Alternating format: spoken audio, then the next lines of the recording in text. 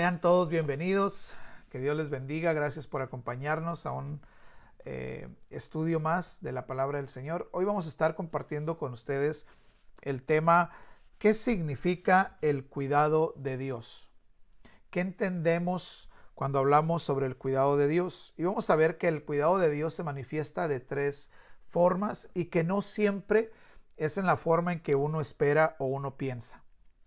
Reiteramos la cita que vamos a usar como base, que es la continuación del estudio del Nuevo Testamento que nos hemos dispuesto este año a llevar a cabo durante todo el año hasta que terminemos el estudio del Nuevo Testamento de manera sistemática y expositiva. Así es de que vamos a abrir la Biblia en Mateo capítulo número 2, versículos 13 al 23. Después que partieron ellos, he aquí un ángel del Señor apareció en sueños a José y le dijo: levántate y toma al niño y a su madre y huye a Egipto. Permanece allá hasta que yo te diga, porque acontecerá que Herodes buscará al niño para matarlo. Y él, despertando, tomó de noche al niño y a su madre y se fue a Egipto.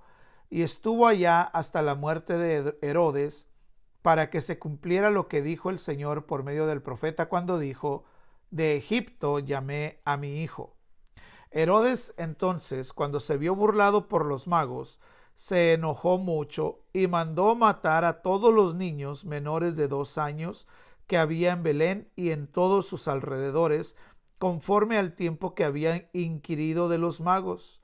Entonces se cumplió lo que fue dicho por el profeta Jeremías cuando dijo: voz fue oída en Ramá, grandes lamentaciones, lloro y gemido, Raquel que llora a sus hijos y no quiso ser consolada porque perecieron. Pero después de muerto Herodes, he aquí un ángel del Señor apareció en sueños a José en Egipto, diciendo: levántate, toma al niño y a su madre y vete a la tierra de Israel, porque han muerto los que procuraban la muerte del niño. Entonces él se levantó y tomó al niño y a su madre y vino a tierra de Israel.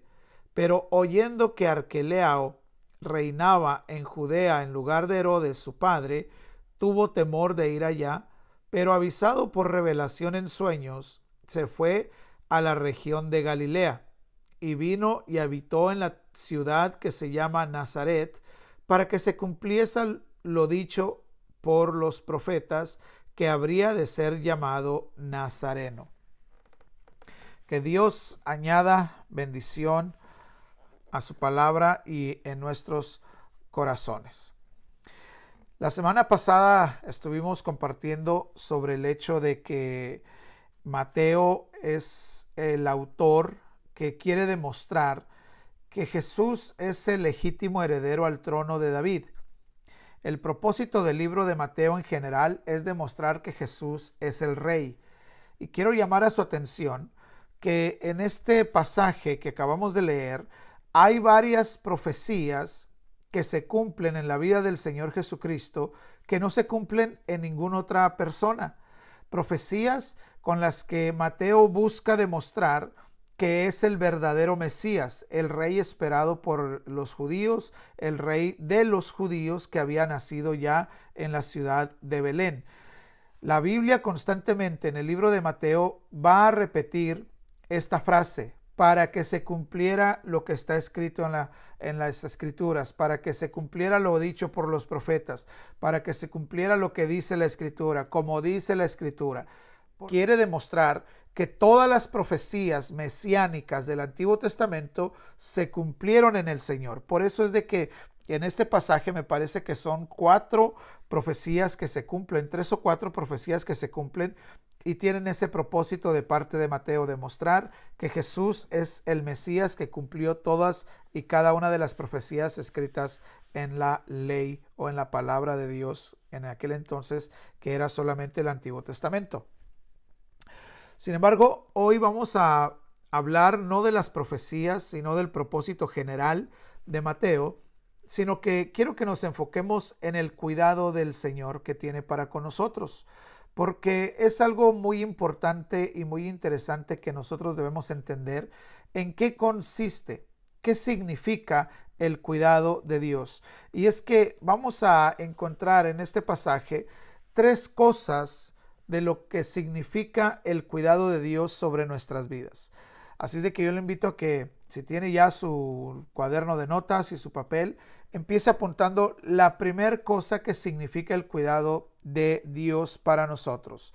El cuidado de Dios significa que Él nos libra del mal. La definición de la palabra librar es evitar que una persona tenga que hacer frente a un peligro, una molestia o algo desagradable. Es cuando una persona le evita a otra que enfrente una situación. No es que le va a ayudar durante la situación, no es que le va a aconsejar durante la situación, no, le evita. Eso es librarlo. Cuando nosotros hacemos algo por alguien y la persona dice, uy, no sabes de la que me libraste.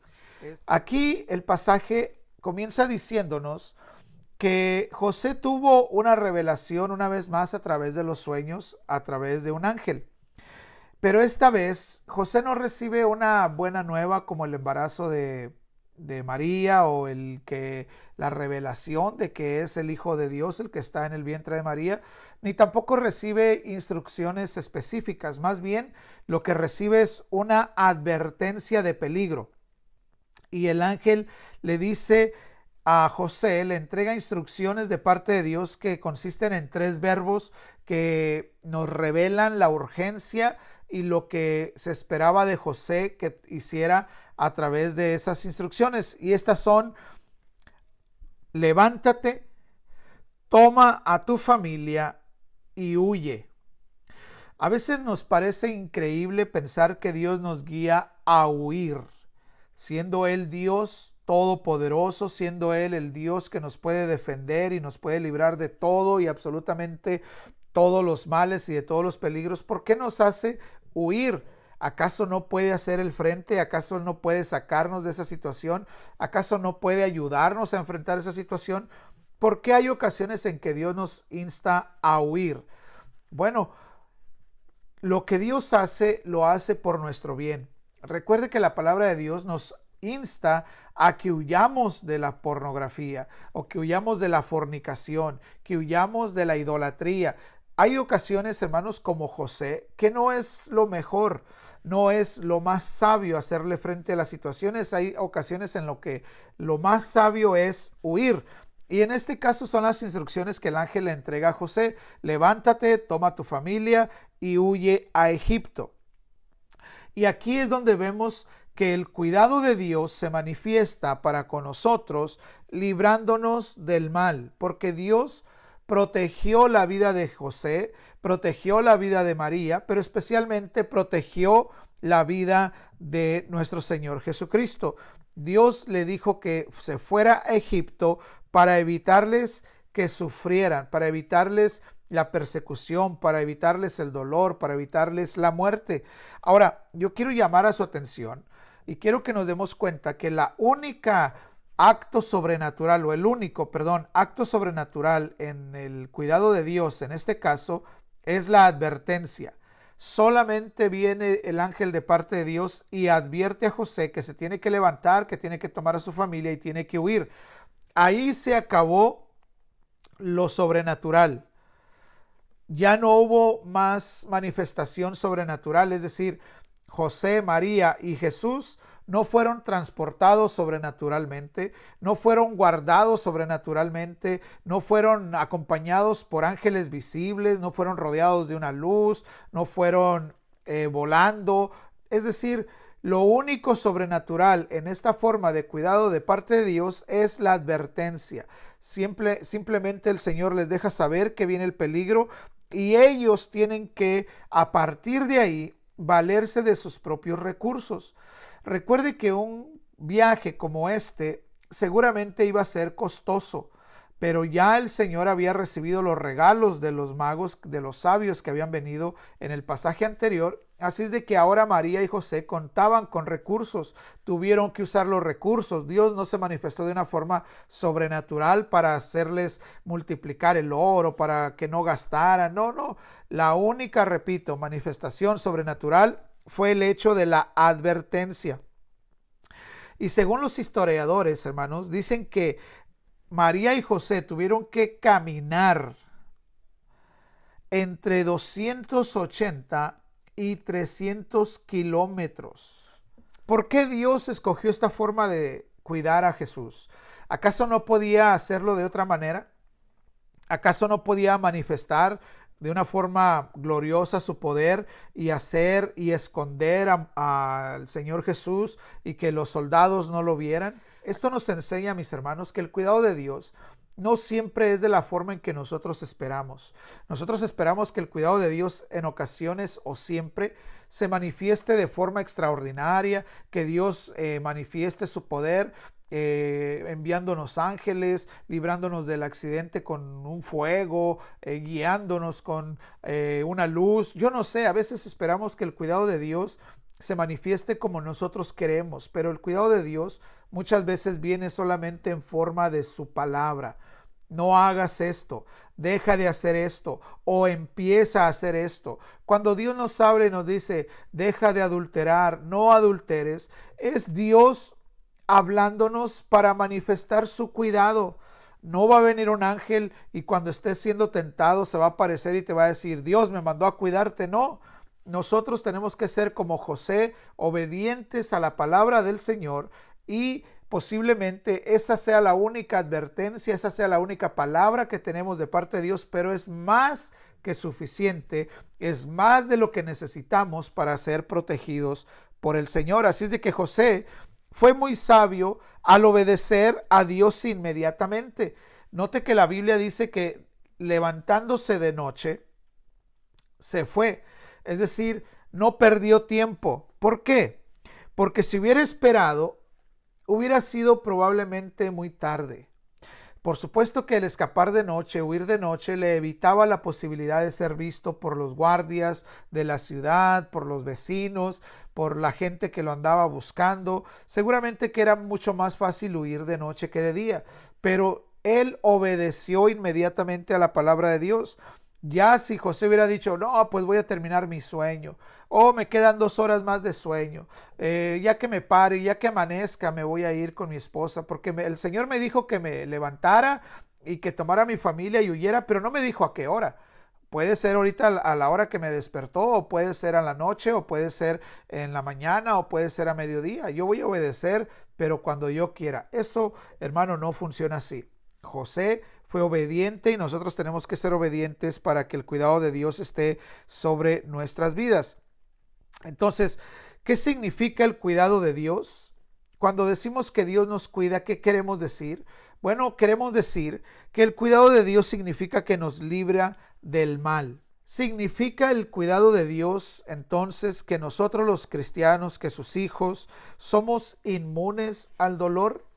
¿Significa que nunca nos va a pasar absolutamente nada malo porque Dios nos cuida? ¿Significa el cuidado de Dios que en nuestra vida todo va a ser perfecto y que no vamos a experimentar lo malo? En realidad no.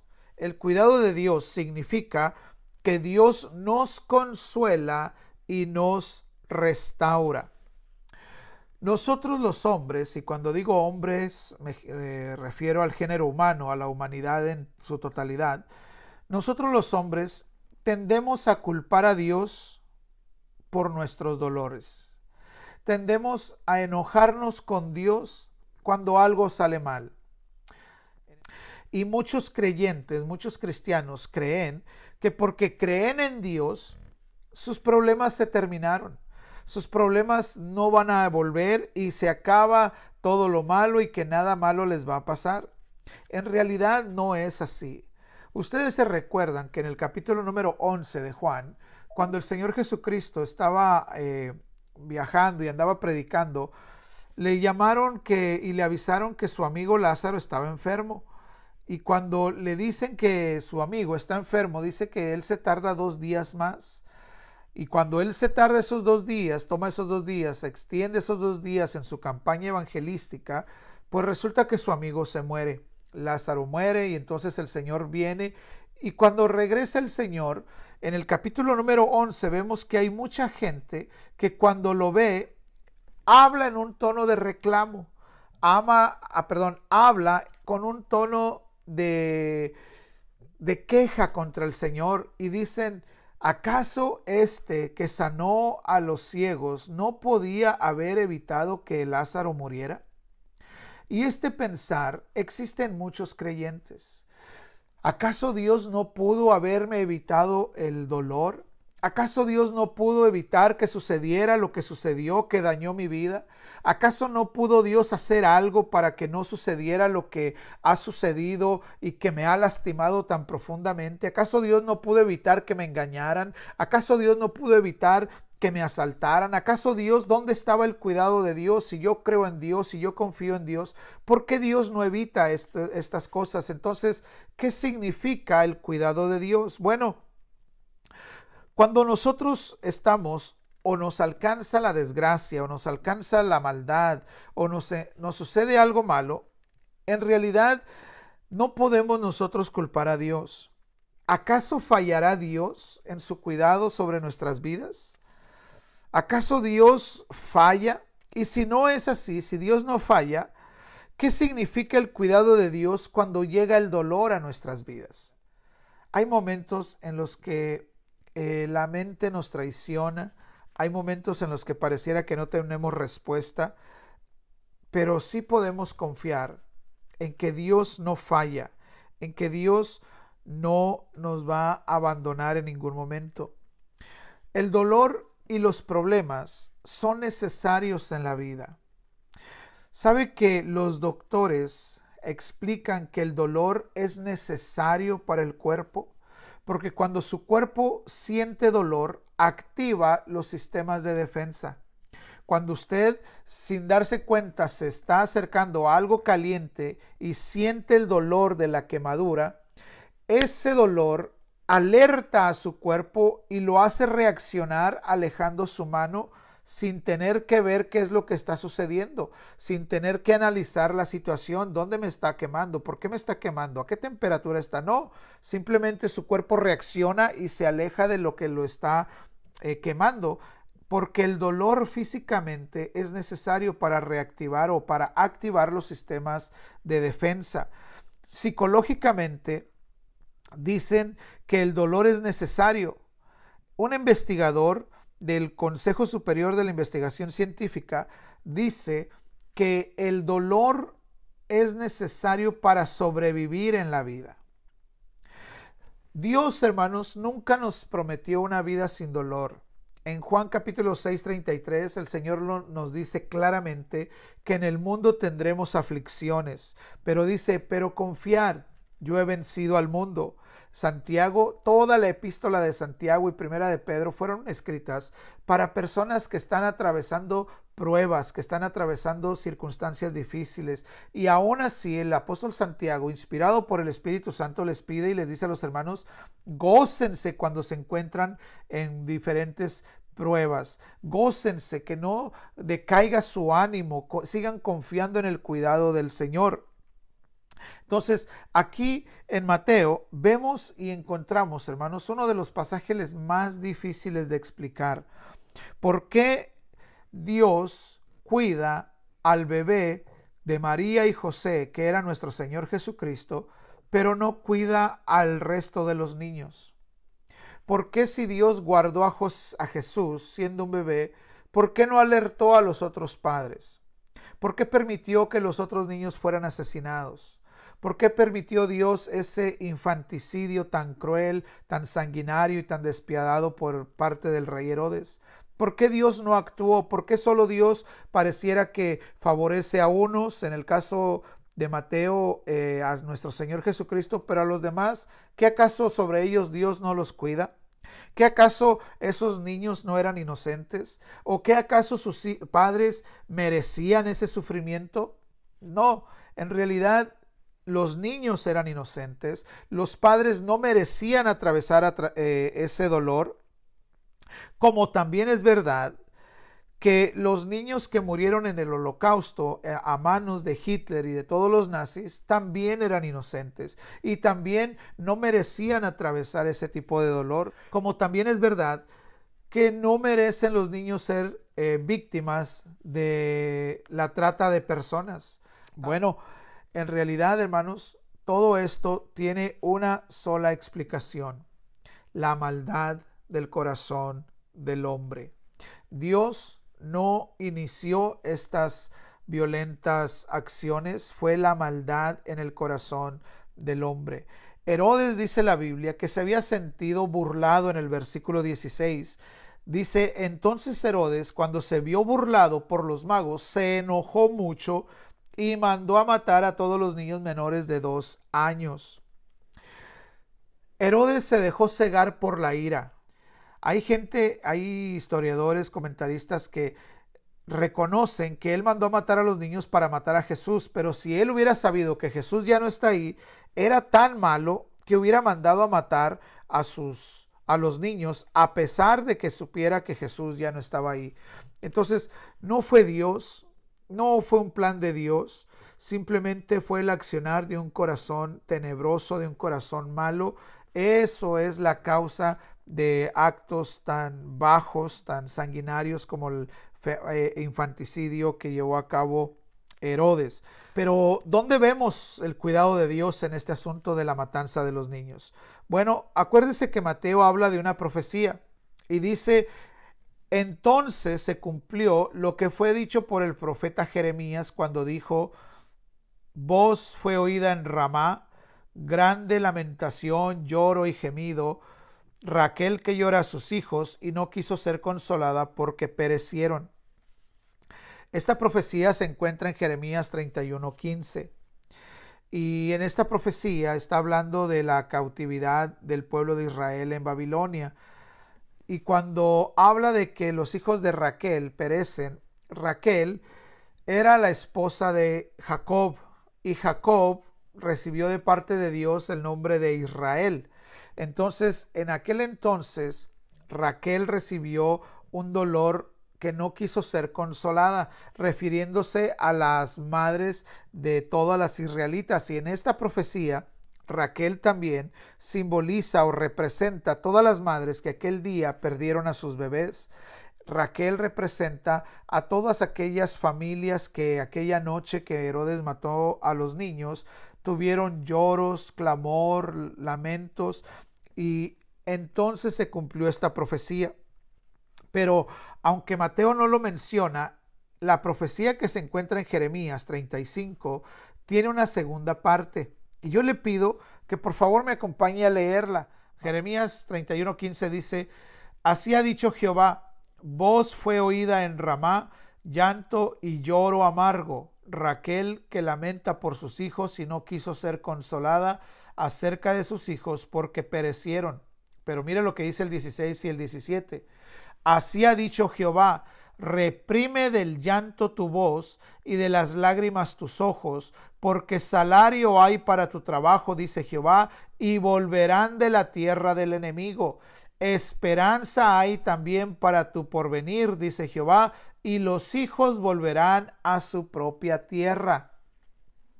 Entonces, en medio de todo este dolor, en medio de todo este caos, Dios le hace una promesa a Israel de restauración. Y aquí es donde encontramos cómo se manifiesta el cuidado de Dios en nuestras vidas. Porque el cuidado de Dios no significa solamente que nos va a librar del mal, sino que es mucho más grande que eso. El cuidado de Dios se manifiesta o significa que aunque nos alcance el dolor, aunque nos llegue el problema, aunque llegue la prueba, aunque llegue la situación difícil, Dios como un Padre amoroso estará con nosotros y su accionar nos cuidará al consolarnos y restaurarnos. Por eso decimos que el cuidado de Dios significa que Dios nos consuela y nos restaura. Es cierto, Hay ocasiones en las que el cuidado de Dios significa que nos libra del mal, pero hay otras ocasiones en que el mal nos alcanza y el cuidado de Dios no se ausenta, el cuidado de Dios no se olvida, el cuidado de Dios se manifiesta a través del consuelo y la restauración. Nosotros como padres queremos siempre evitarles el dolor a nuestros hijos. Queremos que nuestros hijos siempre estén bien. Pero cuando algo pasa, hermanos, cuando no podemos evitar que nuestros hijos se enfermen, cuando no podemos evitar que nuestros hijos se golpeen, cuando no podemos evitar que nuestros hijos sufran un desengaño, una traición, un dolor provocado por alguien más, una crítica, cuando no podemos evitar que el dolor, que la traición les alcance, ¿acaso ellos pueden dudar de nuestro amor? ¿Acaso ellos pueden pensar que ya no los amamos porque no les evitamos el problema? Por supuesto que no, al contrario, el cuidado que le damos a nuestros hijos mientras están en esa situación manifiesta cuánto les amamos y cuánto nos preocupa el cuidar de ellos. Esto es como cuando un hijo está enfermo. ¿Cómo manifiesta la madre que le ama? ¿Cómo manifiesta el cuidado la madre? Pues lo atiende, lo acuesta, lo abriga, lo cobija, le prepara su sopa, le prepara su comida, le prepara su té, le prepara su medicina, lo consuela, le canta, le acaricia la cabeza, habla con ella, le ministra, ora con ella, lee la Biblia. Tal vez no podemos evitar que sufran, tal vez no podemos evitar que algo les pase, pero cuando les pase les vamos a ayudar con el consuelo y el cuidado. Y Dios es igual. Es cierto, el cuidado de Dios significa que a veces nos va a evitar el mal, pero hay veces que el mal se va a hacer presente, a veces que nos vamos a enfermar, hay veces que nos vamos a debilitar, hay veces que nos vamos a quedar sin trabajo, hay veces que nos vamos a quedar sin dinero. Pero cuando esas cosas sucedan, no es que Dios se haya olvidado de su cuidado por nosotros. Dios nos va a cuidar a través de su consuelo y de su restauración. Esto es lo que le dijo en la segunda parte de la profecía que no se menciona en Mateo, y esa profecía da esperanza. Dios nos va a restaurar. Romanos capítulo número 11 habla que todo el pueblo de Israel va a ser salvo, que todo el pueblo de Israel va a recibir salvación y el gozo de Dios. Por último, el cuidado de Dios, hermanos, se manifiesta también a través de salvaguardarnos del mal. No solamente nos librar una vez más significa que evita que pasamos por el mal, pero el cuidado de Dios también nos va a defender. Salvaguardar significa que nos va a defender o a proteger de algo o de alguien. Cuando José vuelve a recibir instrucciones de un ángel, se trata para regresar al país de Israel. Pero cuando José llega a Israel, tiene miedo, dice la palabra, porque se da cuenta que el hijo de Herodes es el rey. Dice, pero oyendo que Arquelao reinaba en Judea en lugar de Herodes su padre, tuvo temor de ir allá y avisado por revelación en sueños se fue a la región llamada Galilea. Entonces aquí tenemos a José que llega al país de Israel de regreso después de haber estado en Egipto por algunos meses, llega a Israel y se entera que el hijo de Herodes, el que había querido matar a Jesús, es ahora el rey y tiene miedo. Bueno, aunque Mateo no nos lo explica y no lo especifica, los historiadores nos dejan saber que el hijo de Herodes ya había matado a 3,000 judíos por causa de una insurrección. Lo hizo en medio de una Pascua cuando los judíos llegaban a visitar la ciudad de Jerusalén y los había matado incluso sin que tuviera absolutamente nada que ver con lo que había sucedido con el movimiento político, la insurrección política que había pasado. Él simplemente mandó a matar judíos y mató a 3,000 de ellos. Esto nos hace entender por qué tuvo miedo José, porque todos los judíos que vivían en el territorio donde el hijo de Herodes era el rey, corrían peligro. Entonces cuando José, dice la Biblia que cuando José se da cuenta que él es el rey, no quiere ir allá y es guiado por Dios a una ciudad que se llama Galilea, a una área que se llama Galilea, una región que se llama Galilea, y llegan a un pueblo, a una ciudad que se llama Nazaret. y con esto se cumple una profecía que el Señor Jesucristo iba a ser llamado Nazareno. Ahora es muy interesante, hermanos, que esta profecía no está en la Biblia que nosotros tenemos. Esta profecía de que iba a ser llamado Nazareno no está en todo el Antiguo Testamento.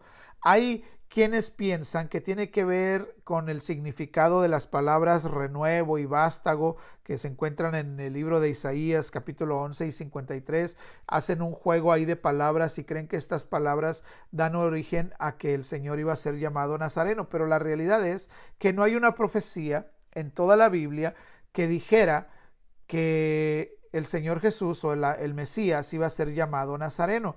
Pero eso no es para escandalizarnos y decir, no, entonces la Biblia tiene un error y está mintiendo. No, porque acuérdense que en el libro de Judas habla de la profecía de Enoc, y esa profecía de Enoc tampoco está registrada en la Biblia.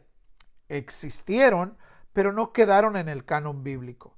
Entonces, los judíos que leyeron a Mateo seguramente que estaban familiarizados con la profecía de la que él está hablando, por eso hace mención de ella en el libro. Ahora, nosotros nos decimos Jesús de Nazaret muy fácil, pero no entendemos, hermanos, lo que significa eso, porque en el tiempo de nuestro Señor Jesucristo, usar la palabra nazareno era un término peyorativo y se usaba para referirse a gente que era vulgar y que era grosera. Un término peyorativo significa que era un término de desprecio. Era como llamar a una persona menospreciándola, como cuando en nuestra cultura hoy en día dicen, oh, mira, ese es un Oaxaca, oh, mira, ese es un mexicano, o ese es un cochino. Eso es cuando usan ese tipo de verbos, ese tipo de palabras para referirse a personas, para menospreciarlas. Bueno, el término nazareno se usaba de esa manera en los tiempos de nuestro Señor Jesucristo. Entonces, podemos entender que Nazaret era un lugar de mala fama. Era un lugar donde incluso Natanael, en el capítulo 1 de Juan, dice, ¿acaso puede salir algo bueno de Nazaret? Porque era una ciudad, era un lugar donde tenía muy mala fama, tenía una muy mala reputación. Era un lugar donde seguramente la gente que habitaba ahí era menospreciada porque era una gente vulgar, era gente grosera. Tenía ese lugar una muy mala reputación. Entonces, cuando nosotros entendemos esto, nos preguntamos cómo es posible que Dios haya mandado a ese lugar al Señor Jesucristo para que lo llamaran Nazareno. Incluso ustedes se recordarán que en el libro de Hechos, cuando están juzgando al apóstol Pablo, el juez o el abogado que lo está juzgando se refiere a él y le llama como el cabecilla de la secta de los nazarenos, hablando de una forma peyorativa, de una forma denigrante de los cristianos. Les llaman los nazarenos, por decir, de la gente ignorante, de la gente grosera, de la gente vulgar, porque eso es lo que significaba llamar a una persona nazareno. Ahora, fíjese que ese lugar tan desagradable fue el lugar donde habitó el Señor Jesucristo por más o menos 30 años.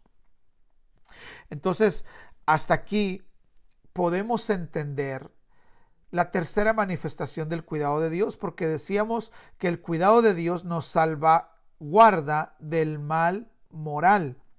¿Por qué? Porque nosotros podemos imaginar fácilmente cuál era la situación de este lugar. Si tenía esta reputación es porque era un lugar donde abundaba el crimen, donde abundaba la violencia, donde abundaba el mal, la maldad, el pecado, la pornografía, la prostitución. Era seguramente un lugar donde abundaba todos estos problemas sociales. Aquí es donde podemos ver que el Señor lleva a nuestro Señor Jesucristo al peor de los lugares, posiblemente al lugar más menospreciado, más vulgar, más pecador, y le guarda del mal moral. Permite que el Señor crezca sin pecado, le ayuda a crecer sin pecado. La Biblia dice que Dios guardó a Job en Sodoma y Gomorra. Dios nos puede guardar. El libro de Judas, capítulo 1, versículo 24, dice que poderoso es Dios para guardarnos sin caída. Entonces, a pesar de que el Señor habitó en este lugar lleno de pecado, el poder, el cuidado de Dios lo salvaguardó del mal moral, no permitió que se contaminara de pecado. Entonces, cuando hablamos del cuidado de Dios, en ocasiones tenemos que pensar que el cuidado de Dios se manifiesta en nuestras vidas guardándonos del pecado, librándonos de la tentación, ayudándonos a no caer en la tentación. Entonces, hay tres cosas, hermanos, que significa que Dios nos cuida. Cuando hablamos del cuidado de Dios, nos referimos a que Dios nos libra del mal, así como libró al Señor Jesucristo de la muerte segura que Herodes había determinado para toda esa generación.